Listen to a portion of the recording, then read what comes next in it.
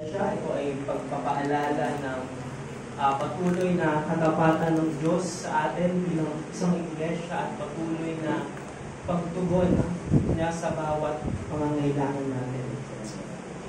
Sa hapong ito, ako ay mayroong ihandang mensahe na para sa atin at in relation din sa pagse-celebrate ng ating church anniversary. Ibibigyan ko ng pamagat ang mensahe ito. Ito ay may pamagat na ang dakilang kaloob ng Diyos sa bawat pangangailangan. Ang dakilang kaloob ng Diyos sa bawat pangangailangan. Inanyang ko yun, buksan niyo ang inyong mga Bible in the book of Philippians chapter 4, verse 19. Philippians chapter 4, verse 19. Bagamat nabasa natin yung pinaka-konteksto nito kanina, mula verse 10 hanggang verse 20, babasahin natin sa oras na ito ay yung verse 19. Basahin siya sa wika ng Tagalog, sabi dito, verse 19, "At pupunan ng aking Diyos ang bawat kailangan ninyo ayon sa kanyang mga kayamanan sa kaluwalhatian kay Kristo Jesus." Purihin ng Diyos sa pagbasa ng kanyang salita at manalangin tayo panandalian. Aming Diyos, sa aming Ama, kami muli ay ipapasalamat sa linggong ito, sa araw na ito na pinagkaloob sa amin, Luna, sa aming celebration ng 25 na kung saan hayag at mapuli sa amin ang katapatan ninyo, Panginoon. Kami patuloy na pinagpapala ninyo at pinagkakaloob ang bawat pangangailangan. Salamat po, Diyos, sa mga bigaya na ito at sa oras na ito na kung saan kami ay mag-aaral ng inyong salita. Dalangin po ang pagpapala ninyo, mainagawa ang inyong salita na malinaw, ng may katotohanan at magbigay nawa ito ng kapunan sa inyo, magbigay ng kaalaman at pagpapatibay sa mga kapatiran siyang mga kapatid. At ganoon din sa mga wala pa kay Kristo, ay maging kasangkapan ang pangangaral na ito upang maabot sila, Panginoon, upang matugunan ang higit na pangangailangan nila, hindi walang iba kundi ang aming Panginoon sa Kristo. Bigyan mo ng kapaturan sa mga kasalanan na kung saan nagagawa namin dapat sa inyo at dapat sa amin. Kung saan dalangin, sa pangalan ni Jesus. Amen. Noong 15th century, merong English reformer na nagngangalang John Bradford. Pinanganak siya noong 1510 at namatay noong 1555. Siya ay pinagsagang Holy Bradford out of respect sa kanyang dedikasyon sa Diyos at unselfish attitude niya bilang isang Kristiyano. Si John Bradford ay nangaral sa mga iglesia sa London at dahil sa kanyang gift of preaching, siya ay inappoint noong 1551 bilang chaplain ni King Edward VI. At siya ay naging prebendary sa St. Paul Cathedral sa London.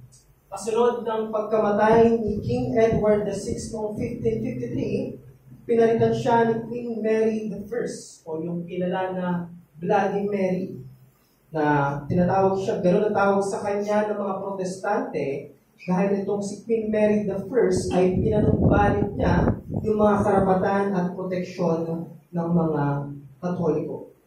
So, unang buwan ng pamumuno ni Queen Mary I, si Bradford ay inaresto sa paratang na subversion and stirring up a mob. O kumbaga, naparatangan si John Bradford na siya ay kumikilos upang sirain ang pamahalaan at nanghihikayat siya ng iba pang mga tao. Noong time nila, very dangerous ang ganitong gawain. Kumbaga, nagsisilbi itong banta sa pamahalaan na meron sila. At habang nakakulong si John Bradford, patuloy na nagsusulat siya sa kanyang mga religious works at nangangaral sa sinuman na makikinig sa kanyang buhay at sa kanyang mga works, sa kanyang mga sulat. Isang bagay ang nakilala sa kanya. Ano yun? Yung affection at yung brotherly love na meron siya sa mga banal. Dahil sa kabila ng siya ay bilanggo at patuloy na inuusig sa ilalim ng pamamahala ni Queen Mary I, nakita sa kanya ang pag-i-encourage sa bawat Christian na nagsasuffer at ganoon din ang pag-ibig sa bawat banal. Sa kanyang mga sulat, hayag yung malalim na pag-ibig na meron siya sa kapwa banal at kung papaano niya ninais ang kanilang paglago. Isang halimbawa, nung isa siyang sumulat sa dalawang Kristiyano na mag-asawa, yung pag-address niya ay nakalagay doon, "My dearly beloved, my dear hearts, the Lord's darlings, my good brother and sister." Ganun niya ina-address, ganun niya tinitignan ang kapwa niya, banal kay Kristo, bilang pagpapakita ng malalim na ugnayan kay Kristo. Ine-encourage ang bawat Kristiyano sa kanilang mga kapighataan at magalak sa providence ng Diyos. At hindi lang yan, yung expression ng brotherly love na meron si John Bradford ay nag-extend pa kahit sa mga Kristiyano na kung saan meron siyang theological disagreement. Sinabi pa niyo na bagamat meron tayong theological disagreement, persuaded ako na meron kayong takot sa Diyos. Sabi niya, "I am going before you to my God and your God, my Father and your Father, my Christ and your Christ, to my home and your home." So, ganun. Nare-recognize ni John Bradford ang kahalagahan ng brotherly love na kung saan ang lahat ng Kristiyano ay tinawag. Dahil ang pagmamahal na ito ay pinaparangalan ng Diyos at kinikilala nito yung kabigatan ng pagsasama at pagkakaisa ng ginawa ng banal na dugo ni Kristo. So ano makikita natin sa taong ito? Sa kabila ng pisikal na pagkakahiwalay sa kanyang mga kapatid kay Kristo, ang hindi mapatid na bigkis ng pagiging kapwa na kay Kristo, yun yung nagpapanatili sa bawat relasyon na meron sila. Yung mga relasyon na ito ay hindi maaaring hadlangan ng makapal na pader ng isang kulungan. Tignan natin, sa kabila ng si John Bradford ay nakakulong at merong mga pader na nakaharang, hindi naging hindrance yun upang ma-express niya yung kanyang malalim na pag-ibig sa mga kapatid bilang ang pundasyon nito ay pinagkaisa tayo ni Kristo. Kaya noong July 1, 1555, si John Bradford, he was burned at stake. Siya ay sinunog ng kain. Pero ano yung nag-mark sa kanya? Again, yung kanyang affection and brotherly love among the saints. At may kinalaman sa ganung bagay yung kung saan matutunghayan natin sa mga talata na binasa natin. Karamihan sa atin, kapag sumulat tayo ng isang lihim o nagpadala ng mensahe sa taong labis na minamahal natin, kasama doon yung pagpapahayag natin ng pasasalamat para sa mga bagay na nagawa nila sa atin. At halimbawa yan ng mga talata na kung saan binasa natin ngayon. Yung Philippians 4:19, ito ay bahagi ng pasasalamat ni Pablo sa mga minamahal niya sa mga iglesia sa Filipos. Kung bibigyan natin ng konting background, kung matatandaan natin, si Pablo noong AD 52 sa kanyang second missionary journey, di ba, tinawag siya ng Diyos sa Macedonia, kasama si Timoteo, si Silas at si Luke, upang ipangaral ang gospel. Hanggang sila ay nakarating sa bayan ng Filipos, ipinangaral ang ebanghelyo sa mga taong nandun. At nakita natin sa Acts 16, napakadami ng mga pangyayari. Pero sa pamamagitan ng mga pangyayari yun yung naging kadahilanan kung bakit nagkaroon ng mga mananampalataya kay Kristo at nagkaroon ng mga iglesia sa Philippi. Pero kamangha-mangha ang ipinakita ng mga iglesia ito. Kahit na umalis na si Pablo sa Filipos at nagtungo sa Thessalonica, nandiyan pa din ang mga taga-Filipos upang suportahan ang pagministeryo ni Pablo. Nakita natin yan sa Philippians 4, verse 15 to 16. Sabi niya doon, walang ibang iglesia na nakipagkaisa sa akin walang ibang iglesia na nakipagkaisa sa akin sa pagbibigay at sa pagtanggap. Sabi niya, maliban sa inyo, mga taga-Filipos. So nakita natin, yung kamangha-manghang gawa ng mga taga-Filipos. Even wala na dun si Paul, nandun pa rin yung pagsuporta nila sa kanyang ministeryo. Pero dumating din naman ang mga panahon na hindi nagkaroon ng pagkakataon ang mga iglesia na suportahan si Pablo.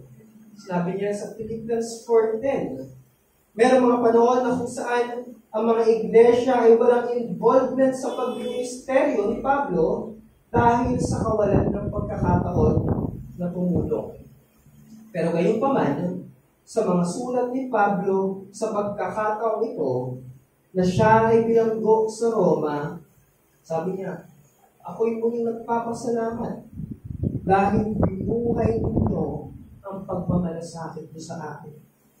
Nalaman ng mga taga-Filipos ang kalagayan ni Pablo at ang ginawa ng mga taga-Filipos ay tinugunan nila ang pangangailangan ni Pablo. Ipinadala si Epaprodito kasama ang ilang mga kaloob upang matugunan ang pangangailangan ni Pablo. Marahil pinadalhan siya ng mga pagkain, damit, o kung anumang needs, or even encouragement sa kalalagayan na meron siya. At yon ang siyang ina-address ni Paul sa konteksto nito. Kaya itong verse 10 hanggang verse 19, makikita natin ang pasasalamat ni Pablo sa mga taga-Filipos.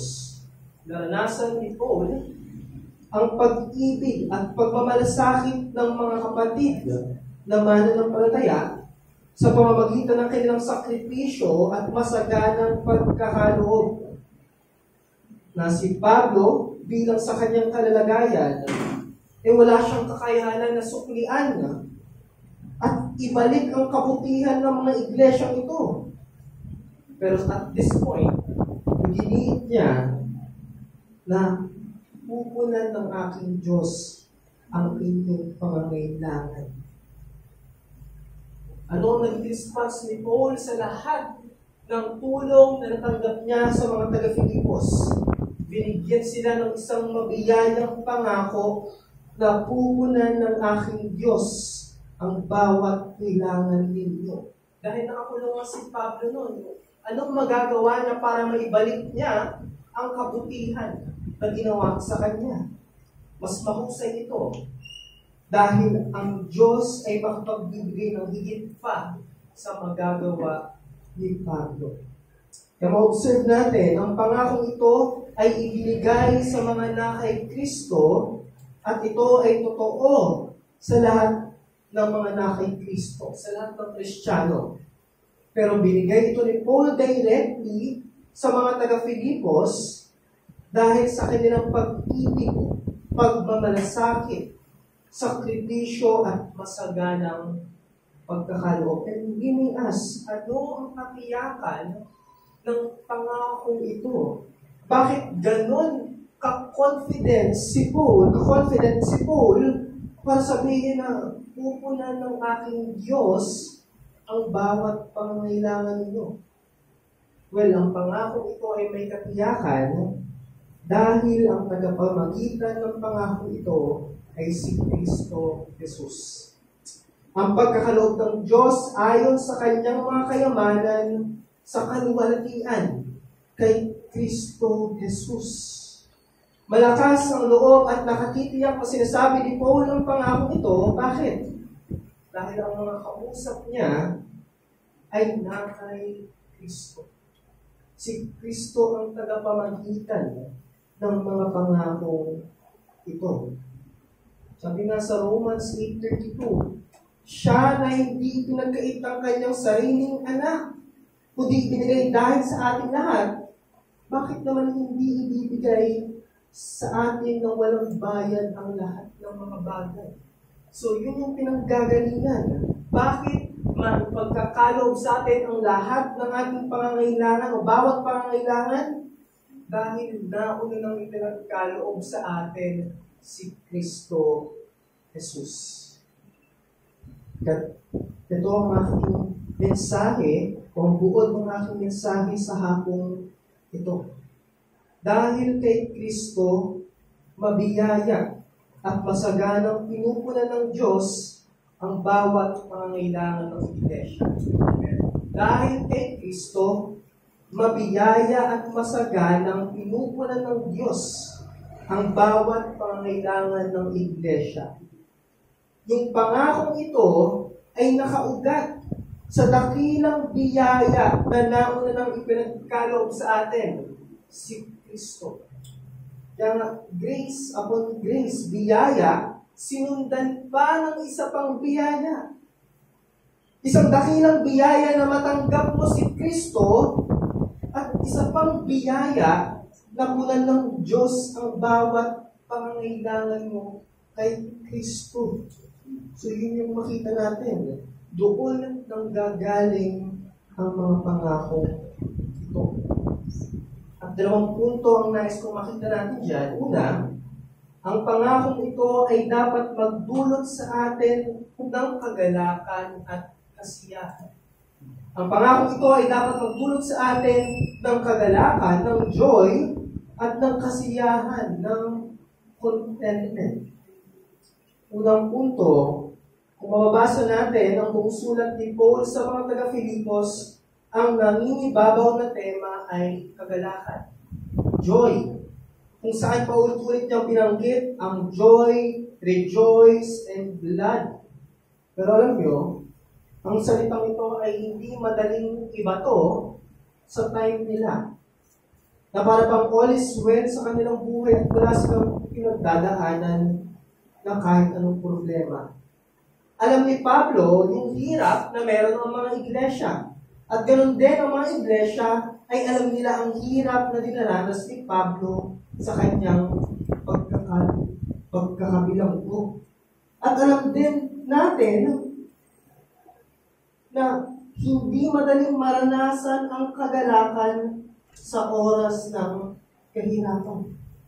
Mas natural sa atin na malungkot, mabalisa, at mag-alinlangan. And yet, tinatawag ni Pablo ang mga iglesia na magalak. At ganoon din sa atin personally.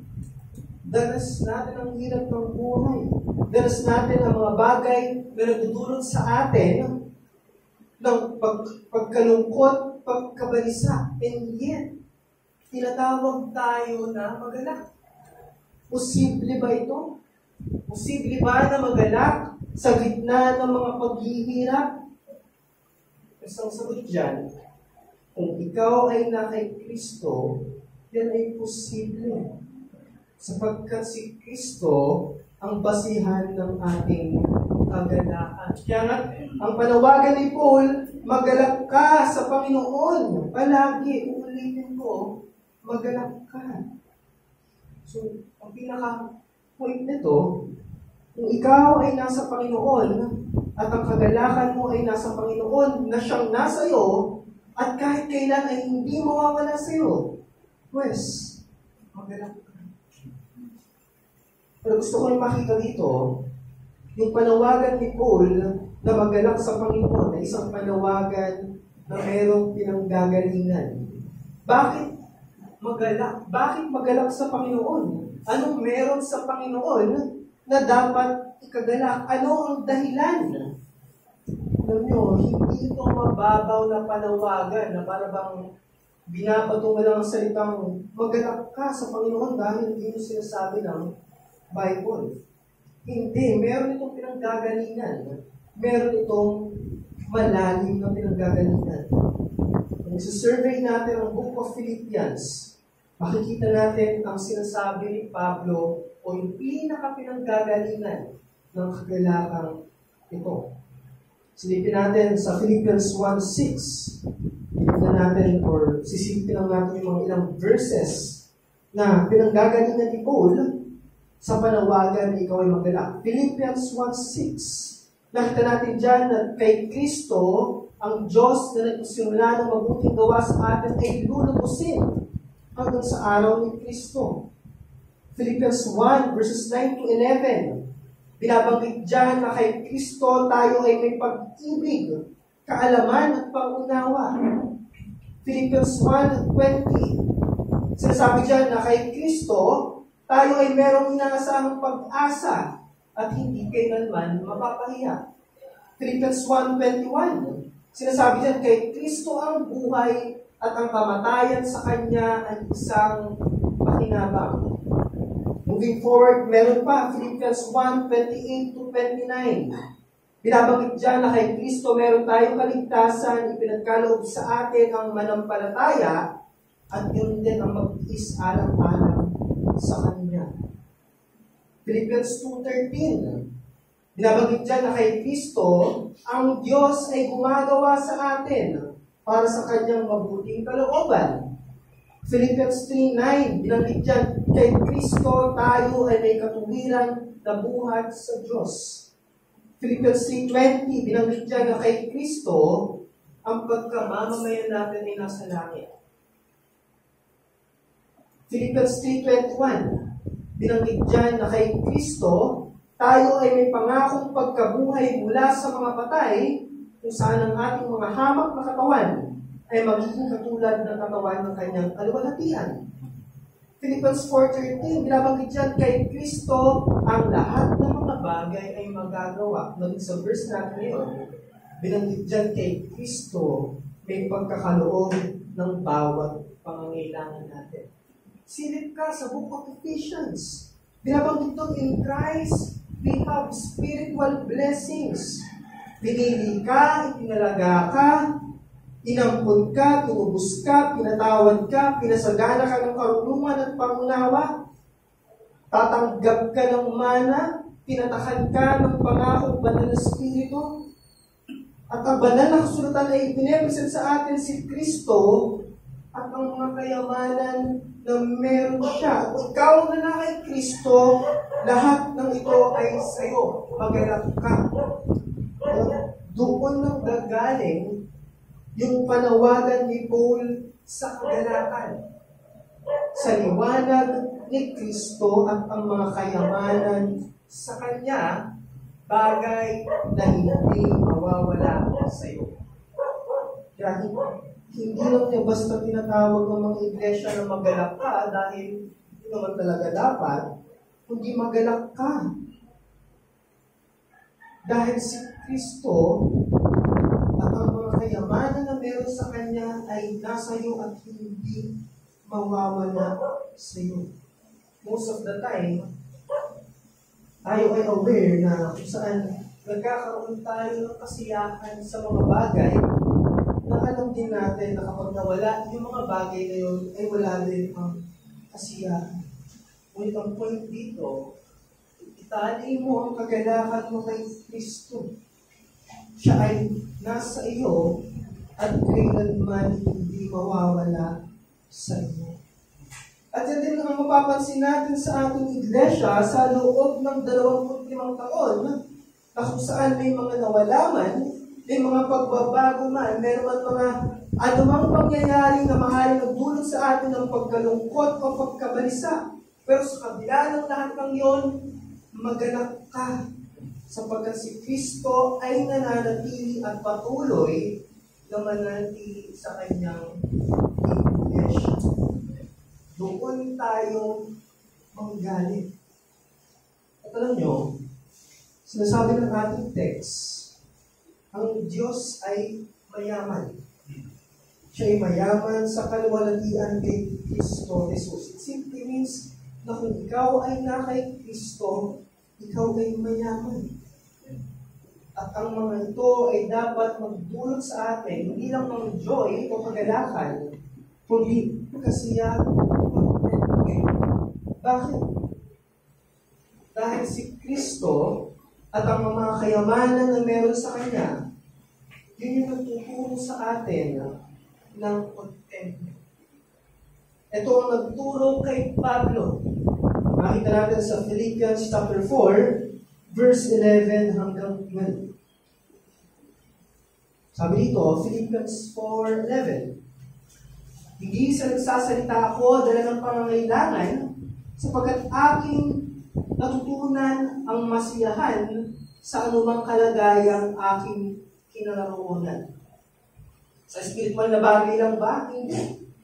Paging sa mga pisikal na bagay, ay natutunan ng contentment. Verse 12, tuloy natin.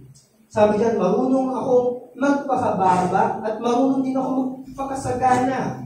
Sa bawat bagay at sa lahat ng bagay, natutunan ko ang lihim sa kabusugan at maging sa kagutuman, maging sa kasaganaan at maging sa kasalanan. So, yung kasapatan ni Kristo, nagturo ito kay Pablo na makontento even sa mga bare necessities of life, sa mga pangunahing pangangailangan sa buhay. Nabanggit ko kanina, dumating ang panahon na ang mga iglesia ay walang involvement o pagsuporta kay Pablo sa kanyang mga gawain. So, meron din times, hindi all the time ay merong pag-support ng Church of Philippi sa gawain ni Pablo. Meron din time na kung saan natutol ito o wala silang involvement. Pero after ng mga panahon yun, muling nakatanggap si Pablo ng tulong mula sa kanila. Pero gusto kong makita natin dito, sa mga panahon ng mga iglesia ay hindi nagpapadala ng suporta kay Pablo, walang panic na nakita kay Pablo. Hindi na minanipula ang iglesia para makuha ang pangangailangan niya sa kanya. Sabi pa sa verse 10, sabi ni Paul, katotohanan, nagkaroon kayo ng malasakit, ngunit wala kayong pagkakataon. Noong mga panahon na walang involvement ng Church of Philippi kay Paul, hindi na ito minanipula. Hindi siya nagpanik. Hindi niya sinumbat na parang, bakit ngayon lang dumating yung tulong ninyo? Ang tagal ko nang nangangailangan, bakit ngayon lang dumating? Hindi. Sabi niya, nagkaroon kayo ng pagmamalasakit, pero wala nang kayong pagkakataon. Yan dapat yung makita sa atin. Ang kasiyahan sa paghihintay sa Panginoon sa anumang sitwasyon. Bakit? Dahil kung ang Diyos ay magkakaloob sa iyo ng anumang bagay na sang-ayon sa kanyang panahon, anumang nais niyang ipagkaloob ay kanyang ipagkakaloob sa iyo. Siya ay kumikilos. Isinasaayos niya ang pangyayari upang sa kanyang takdang panahon, ang ating pangangailangan ay matugunan. At sa panahon ni Pablo, doon kumilos ang Diyos upang matugunan ang pangangailangan niya. At ganoon din sa atin. How many times na ang ating iglesia ay nanalangin at naghintay sa maraming bagay. Even sa ating pagnanais na malipat ang ating pagtitipon sa kalagitnaan ng angon upang maging accessible ito sa maraming tao, hindi ba matagal na itong pinanais at matagal na itong pinapanalangin? Pero tinugon ba agad ng Diyos ang panalangin na ito? Di ba hindi? Nagdaan ng maraming panahon, kinasangkapan niya ang kabutihan ng ibang tao, kabutihan ng mga may-ari ng bahay sa dati nating pagtitipon, at ngayon, ipinagkaloob ng Diyos ang panalangin at pagnanais na ito. Yan yung gusto ko na makita natin. Kumbaga, although na matagal itong pinapanalangin, although na matagal itong nilalangis, hindi ito na ibigay agad, hindi na nangangulugan na hindi sinagot o hindi tunugon ang ating pangangailangan. Sabi ko nga kanina, isinasaayos ng Diyos ang pangyayari upang sa kanyang takdang panahon ang ating pangangailangan ay matugunan. At sabi ni David Kingdon sa kanyang book na Mysterious Ways, we must not learn not to isolate one event or even a series of events from the rest of our lives. We must try to see God's overall purpose to get the bigger picture. Huwag mong ikulong sa isang pangyayari at sa isang pangyayaring yun, magkukonklud ka na. Tumingin ka sa layunin ng Diyos. Ano bang sinabi niya? Hindi ba ang lahat ng nangyari ay para sa kabutihan ng mga umiibig sa Kanya? So kung hindi man maganda ang nangyari ngayon, hindi man natugunan ang pangangailangan sa panahon na ito, doon ka mong galing sa lahat ng ito ay bahagi ng pagkilos ng Diyos para sa aking kabutihan. Sinabi ng Diyos na pupunan niya ang bawat pangangailangan ng kanyang mga tao.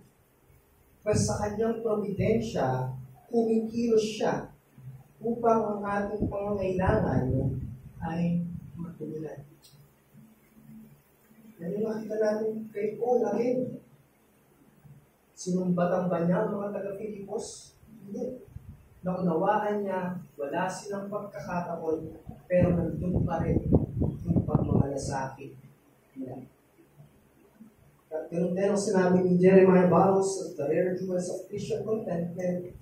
Contentment is inward and quiet. Ang sinabi niya. Contentment is inward and quiet. Bakit inward? Dahil yung kasiyahan na ito, yung contentment na ito, ay gawa ng Espiritu sa panloob na pagkatao na kung saan ginagawa niya ang ating puso na nagpapasailalim at naghihintay sa Diyos sa anumang sitwasyon.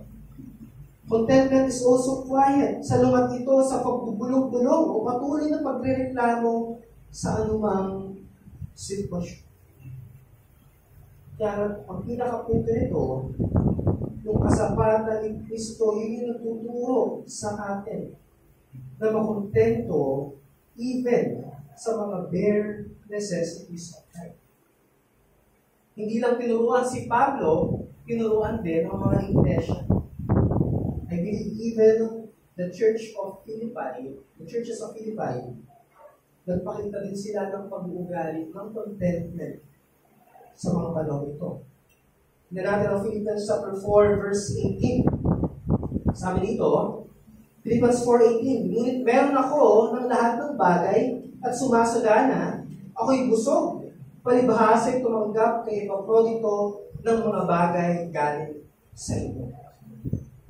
Sabi dyan, busog ako, masagana ako, dahil tumanggap ako kay Epaprodito galing sa inyo. Alam nyo, kung titignan natin yung background ng mga iglesia sa Filipos, sinabi sa 2 Corinthians na ang mga iglesia sa Macedonia ay may labis na kahirapan. Kabilang doon ang Filipos, ang Thessalonica, ang Berea. Binanggit ng mga iglesia sa Macedonia ay mayroong labis, dumaranas ng labis na kahirapan. Pero balik tayo sa verse na binasa natin sa verse 18. Sa kabila na ang mga iglesia nito ay dumaranas ng labis na kahirapan, masagana yung kanilang pagkakaloob sa pangangailangan ni Pablo. Paano nangyari? Ang mga iglesia na mahirap ay nagpadala ng masagana na pagkakaloob sa pangangailangan ni Pablo. Ganun din. Natutunan nilang magkaroon ng kasiyahan sa mga pangunahing pangangailangan sa buhay at yung mga sumusobra doon ay ipinagkaloob nila sa pangangailangan ni Pablo. So kung sila ay mahirap, ngunit masagana silang nagkakaloob, ibig sabihin, sila ay sakripisyong nagkakaloob. Nagkakasya sa mga pangunahing bagay na meron sila, and the rest, binibigay nila ng masagana kay Pablo. At yun yung pagsasakripisyo.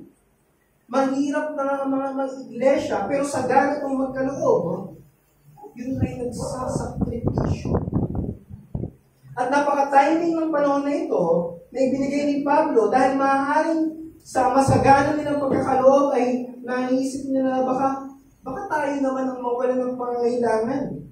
Masagana tayo nagbibigay kay Paul, pero dumating yung panahon na tayo bilang iglesia, maubuso naman at mawalan ng bawat pangangailangan. At very timing ang pangako binigay ni Pablo. pupunan ng aking Diyos ang bawat pangangailangan. Kaya ano yung hamon dito sa atin? Binuksan ng Diyos ang ating mga mata upang makita si Kristo at mga kayamanan na meron sa Kanya. At sa bawat araw, ito ay nire-remind sa atin. Pinagtitibay tayo sa pagkakakilala kay Kristo at sa mga kayamanan na meron sa Kanya. Ang tanong, ano ang magiging dulot nito sa atin? Nagdudulot ba ito ng kagalakan sa iyo? Nagdudulot ba ito ng contentment sa iyo? At ano ang aplikasyon ito sa atin? Una, kung pupunan ng Diyos ang bawat pangangailangan natin, bakit ka nagpukumahog na para bang ikaw ang may hawak ng buhay mo?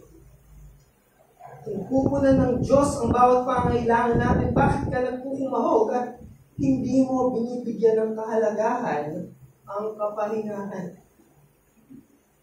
Ano yung contentment in Christ, hindi ibig sabihin na dahil meron ng kasiyahan kay Kristo ay magiging tamad ka na. Wala ka nang gagawin dahil kay Kristo naman na ako at pupunan ng Diyos ang bawat pangangailangan ko. Yun yung ibang nagiging paratang sa mga Kristiyano na sinasabi na meron kami contentment kay Kristo. Ano nagiging paratang sa kanila? Mga nagiging tamad na. Walang pangarap, walang pagkilos. Pero ang kasiyahan kay Kristo ay hindi rin tayo tuturuan na maging tamad. Na walang pangarap sa buhay o nag-aantay na lamang. Bakit? Ulit-ulit kong sinasabi, sa lakas at sa kakayahan na ibigay ng Diyos, magsumikap ka, magtrabaho ka. Pero magkaroon ka ng kasiyahan na nalaman mo na ang Diyos ay may kontrol sa mga resulta ng iyong pagpapagas. So, yun yung tanong. Bakit hindi mo binibigyan ng kapahingahan? Bakit hindi mo binibigyan ng kapahingahan? Na parang ikaw ang may hawak sa buhay mo. Walang problema sa pagiging masipag, walang problema doon. Sabi ko nga, binigyan ka ng Diyos ng lakas, ng kakayanan, pues magsumikap ka. Pero sa kabila ng lahat ng yun, yung sosobra pa doon, na magkaroon ka ng kasiyahan na magtiwala sa Diyos na natupalo ang bawat pangangailangan. Ikalawa, kung pupunan ng Diyos ang bawat pangangailangan mo, bakit ka nagpukumahog at hindi mo binibigyan ng kahalagahan ng araw ng Panginoon? Yung personal na application nito God will provide all of my needs. Pero ang tanong, bakit hindi mo binibigyan ng kahalagahan ng kapahingahan at ang araw ng Panginoon? Mga kapatid, pupunan ng Diyos ang bawat pangangailangan mo nang hindi mo sinusuway ang utos niya o pinagsasawalang bahala ang kanyang salita. So, halimbawa sa ating mga Kristiyano, pagdating sa usapin ng trabaho, alam natin na ang nais natin ay magkaroon ng trabaho na kung saan hindi masasagasaan ang Lord's Day. At kung yun ang nais natin, at yun ang pangangailangan natin, kung hindi ka magtiwala na ibibigay yun sa iyong Diyos. Hindi ba kasama yun sa pangangailangan mo? Hindi ba niya ibibigay sa iyo yun? Yun yung dapat na maging aplikasyon ito sa atin. At ikatlo, kung pupunan ng Diyos ang bawat pangangailangan mo, bakit hindi ka matahimik na maghintay at magtiwala sa Diyos na kumikilos upang matugunan ang iyong pangangailangan? Magtiwala ka sa pangakong ito sapagkat ang tagapamagitan nito ay si Kristo. Dalawang punto, kung yung pangakong ito ay nagdudulot sa atin ng joy and contentment, Kalawa, ang pangakong ito ay dapat mag-udyok sa atin ng higit na pagmamalasakit sa isa't isa. Ang pangakong ito ay dapat mag-udyok sa atin ng higit na pagmamalasakit sa isa't isa. Nais ko makita natin kung paano pinupunan ng Diyos ang bawat pangangailangan ng kanyang mga tao. Sa pagkakataon ito, sa verse na binasa natin, sa kanyang pagkakaloob, siya ay gumagawa sa kanyang kamaraan. Siya ay gumagamit ng kasangkapan. Yung nakita natin dito. Una, nung kailangan marinig ng mga taga-Filipos ang gospel, nung kailangan nilang maligtas sa pananampalataya kay Kristo, nung kailangan nilang lumago at tumibay sa pananampalataya, hindi ba pinagkaloob ito ng Diyos? Pero sino ang kinasangkapan niya? Si Pablo, si Silas, si Timoteo, si Luke, at maging si Epaphrodito. Ikalawa, nung si Pablo naman ay may pangangailangan sa kanyang pagbiministeryo at sa kanyang pagkabilanggo, hindi ba ipinagkaloob ito ng Diyos? Pero okay, sino ang kinasangkapan niya? Ang mga taga-Filipos. So, dito pa lang, makikita natin sa pagkakaloob ng Diyos ay meron siyang pamamaraan at gumagamit siya ng kasangkapan. At dito din natin makikita yung katiyakan, isa pang katiyakan ng pangakong ito. Kumikilos ang Diyos sa kanyang kaparaanan, gumagamit siya ng mga kasangkapan para mapunan ang pangangailangan ng kanyang mga tao. Sino ang kinasangkapan niya? Ang mga tao lang din niya. Ang mga Kristiyano lang din. At ano yung na-highlight dito sa kabila sa likod ng mga pangako ito? Yung pinaka na-highlight dito, yung pag-ibig at pagmamalasakit na meron si Paul sa church, sa mga iglesia, at sa kabilang banda, yung pag-ibig at pagmamalasakit ng iglesia ay Pablo. Yun yung kinasangkapan ng Diyos para mapunan ang bawat pangangailangan ng kanyang mga tao. And I believe, ito yung pinapakita ng malalim na relasyon na meron si Paul sa mga taga-Filipos. Yung pag-ibig at pagmamalasakit sa isa't isa bilang na kay Kristo. Isipin natin ang Philippians 4:1. Philippians 4:1, sabi dito ni Paul, kaya nga, mga kapatid kong minamahal at pinananabikan, aking kapuwaan at putong, magpakatibay ko sa Panginoon, mga minamahal ko. Magkakaroon tayo ng idea ng kalaliman na meron si Pablo na relasyon sa mga taga-Filipos. Tinawag niya na kayo ang aking joy, kayo ang aking crown, kayo ang aking minamahal. So makikita natin dito sa pag-ibig at pagmamalasakit ni Pablo sa kanila, pinagpagalan niyang paglingkuran ang mga iglesyang ito. Pinalita ang gospel sa kanila, pinaglingkuran sila para tumibay at lumago ang kanilang pananampalataya. At sa kabilang banda, ang ebanghelyo at ang mga katuruan ni Pablo ay nagbunga sa mga taga-Filipos. Yung pag-ibig at pagmamalasakit sa isa't isa. So, yung gospel at yung lahat ng tinuturo sa kanila ni Paul, nagbunga sa mga iglesyang ito. Ano yung naging bunga? Yung pag-ibig at pagmamalasakit sa isa't isa. Alam nyo, una pa lamang, prayer na to ni Paul sa kanila. Philippians 1:9. Ano yung prayer ni Paul sa kanila? Sabi, idinadalangin ko ng inyong pag-ibig ay lalo pang sumagana sa kaalaman at sa lahat ng pangunawa. Sumagana ba ang pag-ibig ng mga taga-Filipos? Yes. So nagbunga. Hindi puro ni Pablo. At hindi lang yun. Ito yung nais ni Pablo sa mga iglesia. Philippians chapter 4, verses 3 hanggang 4. Philippians 4, chapter 2, verses 3 hanggang 4. Sabi ito, huwag ninyong gawin ang anuman sa pagpaligsahan o pagpamataas. kundi sa kababaan, ituring na ang iba ay higit na mabuti kaysa sa inyong sarili. Huwag tignan ng bawat isa sa inyo ang kanyang sariling kapakanan, kundi ang kapakanan ng iba. Ganun ba ang ginawa ng mga Pilipos? Hindi ba tinignan nila ang kapakanan ni Pablo ng isang kapatid na nangangailangan? So, yung desire at yung prayer ni Paul sa mga iglesia na lumago sa pag-ibig at tignan ang kapakanan ng iba ay nangyari. Nagbunga sa kanila ang Ebanghelyo at ang mga tinuturo ni Pablo sa kanila. At sino yung dakilang halimbawa na ibinigay niya upang gayahin ng mga iglesia? Si Kristo.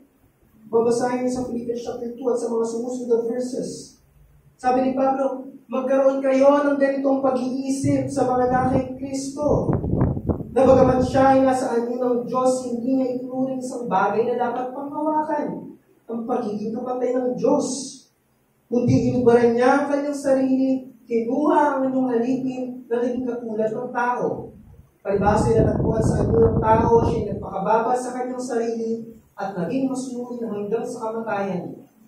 Maging sa kamatayan sa krus. So, yung point dito ni Paul, ang sinasabi niya na, kung meron mang may karapatan na magmataas, kung meron mang may karapatan na ipagpilit ang kanyang sarili, o unahin ang kanyang sariling kapakanan, sabi ni Pablo, si Kristo yun dahil siya ay Diyos. Pero sabi ni Pablo, hindi gano'n yung ginawa ng Kristo. Kinubaran niya ang kanyang sarili. Kinuha yung alipin. Nagpakababa sa kanyang sarili at masunurin hanggang sa kamatayan. Magkaroon kayo ng ganong pag-iisip. Kung si Kristo nga na siyang Diyos, ay hindi pinagpilit ang kanyang sariling interes o kanyang sariling kagustuhan o kapakanan, sino ka bilang niligtas ni Kristo para gawin ang kabaliktaran nito? At makita natin, ito nga, yung naging pag-iisip ng mga taga-Filipos. Ang mga tinuro ni Pablo at pinalangin niya sa mga iglesia ay nagbunga sa kanila. Mas sumagana pa ang pag-ibig nila, nagawa nilang tignan ang kapakanan ng iba at na-express nila ang Kristiyanong pag-ibig at pagmamalasakit sa pamamagitan ng pagbibigay na may kasaganahan at pagsasakripisyo. At yun yung dapat, alam nyo, yung pag-ibig at pagmamalasakit sa isa't isa, ito yung isa sa mga pangunahin na dapat maging bunga sa atin ng pagkatuto at pagkakilala kay Kristo. Pero ano ang nagiging problema ng mga Kristiyano ngayon? Ang tinatawag na contentment of indifference or Christian apathy. Ang tututunan ng mga Kristiyano ngayon, yung konsepto ng kasiyahan ay maaabot kapag dumating ka sa punto na wala ka ng interes, wala kang malasakit sa lahat ng bagay. Yun yung tinatawag na I don't care attitude. Ano ba mangyari sa iyo, ano ba mangyari sa paligid mo, wala kang pakialam. Baga, ang thinking ay, meron akong kapayapaan as long as wala akong pakialam sa inyo. Meron akong contentment as long as wala akong pakialam sa inyo. At ang nakakalungkot, may ganyang pag-uugali kahit mga Kristiyano. Isipin natin, ganito ba dapat ang pag-iisip ng Kristiyano? Ganito ba dapat ang pag-iisip natin sa ating church life? Sa araw-araw, sa kada Lord's Day, yes, tayo ay nagtitipon, tayo ay sumasamba. At nagkakaroon tayo ng fellowship. At in-express natin yung pag-ibig at pumamalasakit sa isa't isa. Pero ang tanong, ano ang buhay Kristiyano Paano mo in-express ang pag-ibig at pagmamalasakit mula Lunes hanggang Sabado? Baga, yes, Lord's Day tayo ay nagtitipon, sumasamba, nagkakaroon ng fellowship, na-express ang pag-ibig at pagmamalasakit sa isa't isa. Pero paano yun? Paano ito napapractice? Paano ito napapakita kapag hindi Lord's Day? Baga, nagiging thinking, Monday to Tuesday, bahala kayo sa buhay nyo. Wednesday, bahala na kung makakadalo ko sa gawain. Thursday to Friday, gano'n yan. Hindi mo kaya. Saturday, ang gawain naman ay online. Tapos Sunday, gano'n yan. Paulit-ulit lang ang nangyayari. Ano? Gano'n lang ba ang church life? Yun na yun? Kumbaga, parang nasa corporate world lang ba? Log in, log out, tapos bukas ulit. Log in, log out, bukas ulit. O Happy Lord's Day, pagkatapos next Lord's Day na lang ulit. Happy Lord's Day, tapos next Lord's Day na lang ulit. Kung minsan, nadadaig pa nga. Diba, dahil sa labas ng iglesia ay nakakapag-build tayo ng stronger and closer relationship. And walang mali doon. At hindi ako nagbibigay ng false gift. Walang mali at kasama yun sa buhay. Pero at some point, mapaisip ka, bakit kaya ganun? Asa na yung love one another? Asa na yung be devoted to one another? Build up one another, admonish one another. Asa na yung care for one another? Bear one another burden, comfort, encourage, exhort one another. Pang Lord's Day lang ba yun? Paano sa mga araw, mula Lunes hanggang Sabado? Doon na ba napapractice sa Lord's Day ang Kristiyanong pag-ibig at pagmamalasakit? Paano sa araw-araw na buhay na kung saan lahat tayo ay dumaranas ng iba't ibang paghihirap?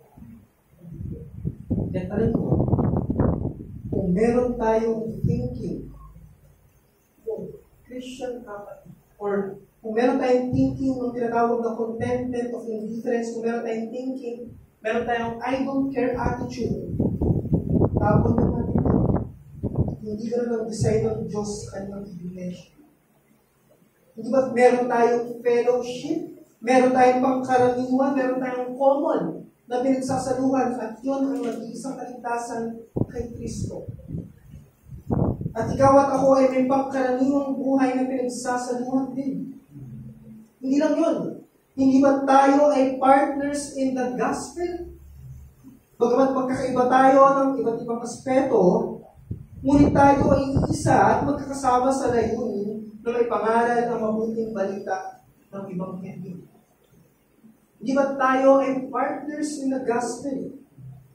Even sa ministry ni Paul, alam niyo, concern ng mga taga-Filipos. Kung si Pablo ay nabilang ko, sabi niya, huwag kayong mag-alala dahil yung magkakabilang buko, naging dahilan para lumaganap pa ang Ebanghelyo. Bakit? Because they are partners in the gospel at ganoon din tayo. Hindi ba't inahalintulad ang iglesia sa isang katawan na maraming bahagi, ngunit isa lang ang kung saan hindi maaaring sabihin ng isang bahagi sa isang pang bahagi na hindi kita kailangan. Diba may illustration dyan si Paul na hindi pwedeng sabihin, tulad ng church sa isang katawan na mayroong iba't ibang bahagi. Hindi pwedeng sabihin ng mata sa kamay na hindi kita kailangan. Kundi yung bawat bahagi ng katawan ay bumubuo sa isang katawan. At ganoon isinaayos ng Diyos ang katawan. Sabi doon, upang magmalasakit ang bawat bahagi sa isa't isa. Kung nasasaktan ng isang bahagi, nasasaktan ng lahat. Kung pinaparangalan ng isang bahagi, nagagalak ang lahat. Kaya makita natin, sa likod ng mga pangako ito, yung pag-ibig at pagmamalasakit ng mga Kristiyano, yun yung kinasangkapan ng Diyos para matugunan ang bawat pangangailangan ng iglesia. At malinaw na in-express yan ng mga iglesia sa pamamagitan ng kanilang sakripisyo at masaganang pagkakaloob. That I encourage everyone na magkaroon ng ganitong pag-iisip at pag-ugali. Hindi lang dahil ito dapat yun, kundi dahil yung ganitong bagay ay nakalulugod sa Diyos. Philippians 4:18, sabi ni Paul, ngunit meron ako ng lahat ng bagay, sumasagana, ako'y busog, kalibahasa'y tumanggap kayo ng todo ng mga bagay na galing sa inyo. At ang sabi doon, na mabangong samyo, isang handog na kaaya-aya at kalugod-lugod sa Diyos. So, yung Kristiyanong pag-ibig, yung pagmamalasakit, at yung masagana at pagsasakripisyong pagkaloob, yun yung mabangong samyo, fragrant sin, at handog na kaaya-aya at kalugod-lugod sa Diyos. At ang hamon nito, tayo ay natuto at patuloy na lumalago sa kaalaman. Nakilala si Kristo at patuloy na nakikilala siya. Ang tanong, ano ang magiging bunga nito sa atin? Kagalakan ba? Kasiyahan ba? Nagdulot ba ito sa atin ng pag-iisip na tignan ng higit na kapakinabangan ng iba, gaya ng ginawa ng Kristo? Nagdudulot ba ito sa atin ng ibigin at magkaroon ng pagmamalasakit sa ating mga kapatid? At bilang pagtatapos, nakita natin yung kayamanan ng pangako ito ay matatagpuan kay Kristo lamang. Alam nyo, bago pasabihin ni Paul yung promise na ito, ang Diyos ay kumikilos at tinutugunan na ang bawat pangangailangan ng kanyang mga tao una pa lamang. Bago pa man ibigay yung promise na ito, ay ginagawa na ito ng Diyos una pa lamang. At ganoon din sa ating mga personal na buhay. Pinupuna ng Diyos ang bawat pangangailangan natin sa pamamagitan ng mga tao na sa paligid natin. Pinupuna ng Diyos ang bawat pangangailangan natin sa pamamagitan ng trabaho, ng negosyo na kaloob niya sa iyo. Pinupuna ng Diyos ang bawat pangangailangan natin sa pagpapatibay at sa paglago ng pananampalataya sa pamamagitan ng mga kaloob niyang pastor, mga mangungaral at sa kanyang iglesia. At ikaapat, pinupuna ng Diyos ang bawat pangangailangan ng iglesia sa pamamagitan ninyo. Yan tama lang din na aking sabihin na ang ating iglesia, ARBC, ay nananatili at natutugunan ang pangangailangan nito dahil sa inyo. Dahil sa likod nun, yung pagkakasangkapan ng Diyos sa bawat isa sa atin. That here is my challenge sa mga wala pa kay Kristo. Ito ang hamon ko sa mga wala pa kay Kristo. Sabihin ko sa iyo, sa labas ni Kristo ay walang katugunan ng bawat pangangailangan. You may say na, yes, nabubuhay ako kahit hindi ako Kristiyano, nakakakain, nakakapagtrabaho, nakakapagpahinga. Pero hanggang doon lamang yun kung ikaw ay wala kay Kristo. Papaano mo sabing kaligtasan? Papaano mo sabing pabor ng Diyos? Papaano ang usapin ng buhay na walang hanggan? Papaano ang mga biyaya ng Espiritu? Hindi yun matutugunan sa iyo maliban ikaw ay nakay Kristo. Kaya ang paanyaya ko sa iyo, lumapit ka kay Kristo, magsisi sa kasalanan at sumampalataya sa Kanya. Bakit? Sapagkat siya ang higit mo kailangan. Pinagkaloob ng Diyos si Kristo sa bawat makasalanan. Yun ang pinaka-dakilang pagpapakita ng biyaya ng Diyos sa atin. Ibinigay niya si Kristo na hindi naman deserve ng sino man sa atin. And here's my final challenge to the believers para sa mga nating Kristo. Itali mo ang kasiyahan mo kay Kristo. Matutunan mo ang kasiyahan sa Kanya. Magkaroon ka ng kagalakan sa Kanya. Pagtibayin at palaguin mo ang pag-ibig at pagmamalasakit mo sa iyong kapatid. At ikaapat, pinakauli, maging kasangkapan ka sa pagtugon ng Diyos sa pangangailangan ng iba. Purihin ang ating Diyos at tayo ay manalangin. Aming Diyos, aming Ama na nasa langit, salamat sa inyong salita, salamat sa mensahe, sa pagtuhanan ng lahat ng ito. Salamat kay Kristo at sa mga natanggap namin mga bagay na mula sa Kanya. Ang lahat ng ito ay kaloob mo, Diyos. At sa itong dakilang biyaya dahil walang sino man sa amin nag-serve sa Kanya at sinundan pa ng iba pang mga biyaya na pinagkaloob sa amin. Dalangin namin ang mga katotohanan nito sa amin personal na buhay. Paalala palagi ito sa amin, iliban at lumaban sa bawat isa sa amin. Sa loob ng 25 taon na ikaw patuloy na naging tapat sa aming iglesia, patuloy na ating dalangin ng iglesia ito, patuloy na pagpalain mo sa katotohanan sa pag-ibig. At sa inyo lamang ang lahat ng papuri at pasasalamat kung ang samang dalangin sa pangalan ni Jesus. Amen.